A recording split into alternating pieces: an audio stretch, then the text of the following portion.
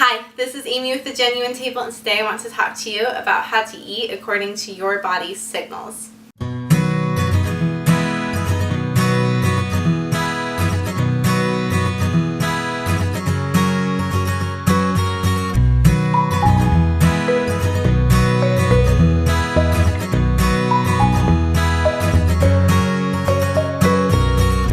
let's start talking about why this is an issue. Why do we need to listen to our body's signals? Well, actually, there's a lot of research that supports this. If you look into this, there's a lot of research that says that dieting is damaging to our health and ineffective. In fact, usually between 1% and 3% of people who diet will keep the weight off. The rest of people will either not be successful short term or will gain the weight back or more in the long term.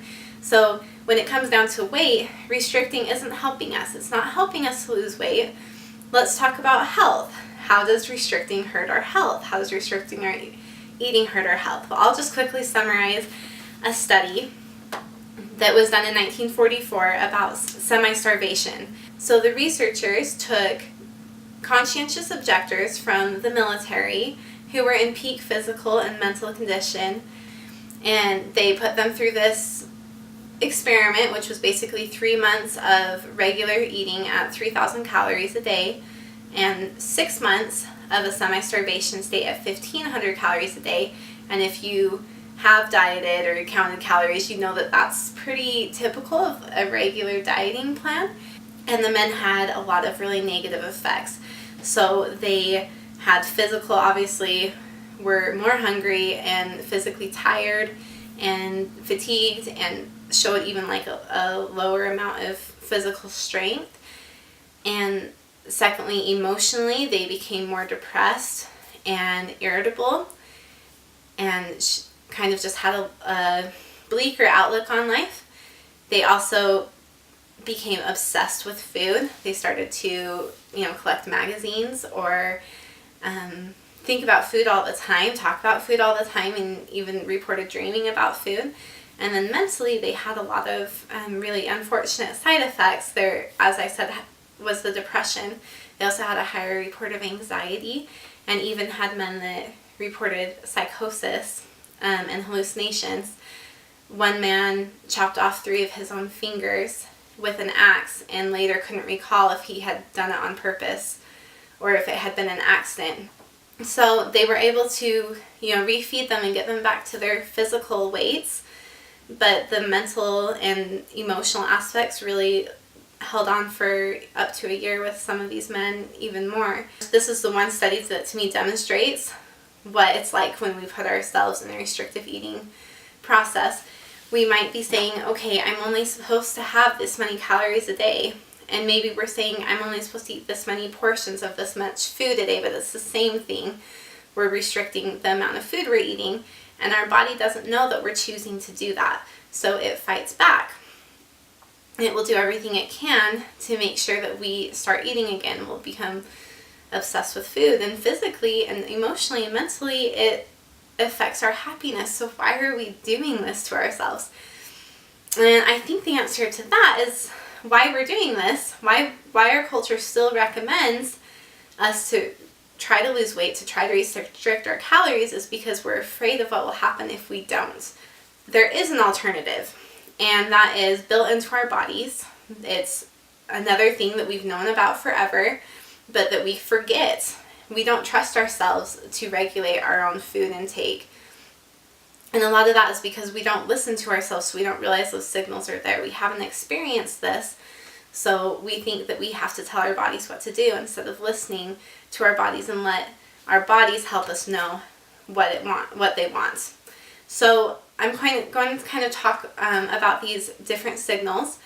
It all stems from what we have. It's called a set point, and our body will continually transmit different hormones and proteins to keep us at this point. So this point is not your goal weight. This is not your size 2 weight, but it's the point where your body feels like it's functioning properly, and it will fight to get there. It doesn't realize that you're fighting it back. It's trying to keep you alive. So you put yourself on a restrictive eating plan, whether it's a diet or a healthy lifestyle change, and your body's going to do everything it can to get food to keep you alive because it doesn't know that that's what you're trying to do. It thinks the food's just not available. How can we listen to these signals? How can we learn to understand them again? Because you might be like, what signals? What are you talking about? Well, that's because a lot of the times when we're eating, we're distracted and we're eating while we're doing other things, so we can't understand the signals very well. So that's one thing that we can do to make sure that we're feeling these signals, is to slow down a little bit. And even in between meals, kind of slow down and take a little bit of a moment to just feel like, how am I feeling right now and how's my body doing? Next, once you know when you start to feel hungry and when you feel full, we can structure our meal times around those feelings of hunger and fullness. So a lot of intuitive eating suggests just to eat whenever you're hungry and stop when you're full and not go by meal times. I'm probably like the odd one out on this because I feel, again, there's tons and tons of research to support how important it is to have family meals. And for me, that's something I'm not willing to give up. And so I have learned how to pay attention to my own hunger signals and my children's hunger signals and use that to make meal times that fit with our hunger cycles.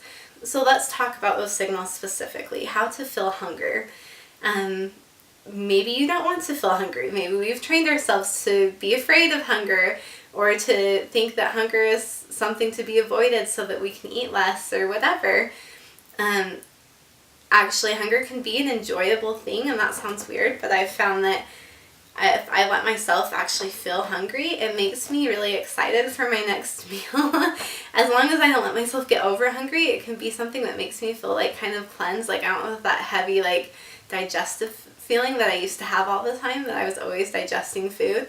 I kind of feel a little bit lighter in between meals, but I don't let myself get hungry enough that it's affecting my energy levels, or starting to, like, some negative hunger effects that you know that you've gone too far, you know you're too hungry, and that you need to eat sooner next time.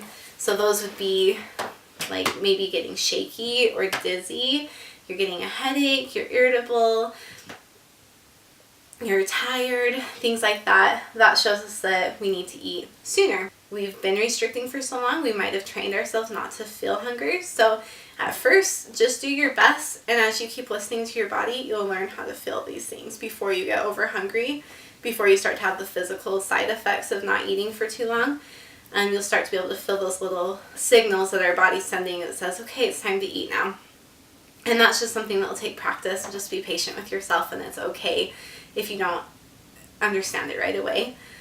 So when we're hungry, our stomach gets empty and it releases hormones that signal to our body, to our brain, to our hypothalamus, okay, it's time to eat. And we receive those signals and are able to decide it's time to eat. Well, when we're full, our stomach starts to fill up with food, and we're going to feel a physical sensation of having food in our stomachs, of course, but it also sends hormones to our brain that will signal the production of some proteins that help to feel satisfied and to feel satiated. And that's something that, again, can be learned. If it's not something that you're like, what are you talking about? Your body does do this. You're also going to start to realize that your food isn't tasting as good. I think it's really cool that when we're hungry, our bodies are able to make that food tastes better to us. Like, we actually enjoy it more. So I don't know if you notice, next time you eat and you're hungry, or take your first bite and just pay attention to how it feels in your mouth and how good it tastes and how much you're enjoying it, and then compare that to your last bite of food and how much you enjoy that and how good it tastes, and you'll notice that your food starts to not taste as good when you're full. So that's one of our signals, is if we're kind of just eating mechanically but we're not enjoying the food anymore, we're probably full. And also, if we're eating really quickly, we're going to have a hard time feeling the fullness signals. So if we're eating really quickly, our body doesn't, and I'm sure you've heard this before, but our body doesn't have time to register that our stomach's full, and so we're going to end up being overfull and not being able to recognize that feeling of just being comfortably full. So that's another good tip. If you're not sure if you're full or not, it's not a big deal. Just put your fork down, drink some water, visit with the people around you, just take a few minutes and pause, and then start eating again if you feel like you're hungry, and don't if you're not. So it's not like you're saying, I have to be done right now. And I don't want you to be afraid of being over full, but just be aware of it. Think of it more as like you just want to be comfortable. It's harder to do things when our stomachs are so full that they're hurting, or that we're uncomfortable, or we have like a stuck feeling in our throat, or whatever is bothering you. So let's make sure that we're respecting those feelings instead of doing it in a way that's trying to control ourselves. And that's another thing that's going to take practice. The thing is it's so natural, it's so normal, it's what we were born able to do, but it's hard for us to do it if we haven't been doing it for a while. Also, I want to do a note at the end. If you're listening to all of this and you're feeling really overwhelmed or scared, there is help. Unfortunately, we have a really high rate of disordered eating in America, and you may be one of those people that are struggling with feeling hunger at all, or you might be someone who's scared of eating even when you are hungry, or feels like it's not a pleasurable thing even when you are hungry. We have the other side of that maybe you feel like you're hungry all the time. Even when you've been eating all day long, you still feel hunger pains. Guess what? There are people out there that have devoted their entire career to helping people that are struggling with the same things that you're struggling with. And it's not your fault. Unfortunately, it's just the world we live in. A lot of people struggle with these things. So if you are experiencing any disordered eating or any feelings of overwhelm at thinking of eating this way and letting go of that control, get a hold of a dietitian or a therapist that specializes in disordered eating, and they can help you. Even if you don't have what you feel like would be called an actual eating disorder, they can still help you and guide you through getting back onto this process. So I definitely would recommend that. There's also, I'll link to this in the description as well, but there's an intuitive eating workbook that was put out by Evelyn Trevally and Elise Resch, and they're the authors of Intuitive Eating, which is an amazing book and talks all about this in a step-by-step manner on how to achieve this. So if you're really looking to start eating this way, I would definitely recommend checking out their book and their workbook. So I'll link to those below as well. And if you have any struggles or want to talk to us about it, we're also available. So you can connect with us through social media or email us at thegenuinetable@gmail.com, and we will get back to you. We really do want to hear from you. So I've had a lot of fun talking to you guys. I hope I haven't rambled on too much or been too overwhelming, but next week we're going to get together again and talk about food phobias and how fear plays into what we eat and what we can do about that. So we'll see you then, and until then, have a great week. Okay, see you guys.